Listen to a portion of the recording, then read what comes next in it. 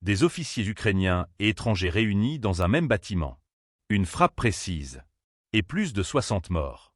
À Soumy, dans le nord-est de l'Ukraine, un missile russe a visé un lieu de réunion stratégique où, selon Moscou, des militaires ukrainiens échangeaient avec des représentants étrangers. N'oubliez pas de vous abonner pour ne rien manquer de nos prochaines vidéos et partagez votre avis en commentaire. L'Ukraine collabore-t-elle militairement sur le terrain avec des forces étrangères? L'annonce est venue du chef de la diplomatie russe en personne.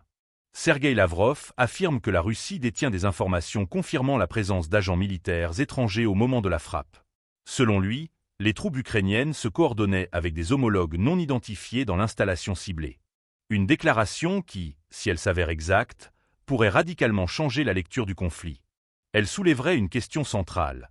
Jusqu'où va l'implication occidentale sur le terrain? Le bombardement, mené dimanche par 2 missiles Iskander, a visé une infrastructure militaire dans la ville de Soumy, plus précisément un bâtiment abritant une réunion du commandement tactique et opérationnel de Seversk. Il s'agissait d'une frappe de haute précision, opérée dans un contexte de guerre électronique active et de systèmes de défense antiaérienne fournis par les alliés de Kiev. Malgré cela, la Russie affirme avoir réussi à toucher sa cible avec une efficacité redoutable.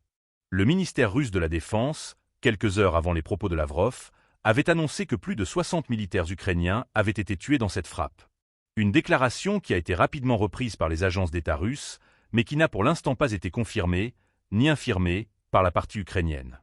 Aucun détail non plus sur la supposée présence de ressortissants étrangers dans l'enceinte au moment de l'explosion. Ce qui est certain, en revanche, c'est que cette attaque marque un tournant symbolique et opérationnel. Elle cible non seulement la structure de commandement de l'armée ukrainienne, mais elle cherche aussi à mettre en lumière une éventuelle collusion directe avec des éléments extérieurs, occidentaux ou non. Pour Moscou, cette frappe n'est pas simplement une victoire tactique.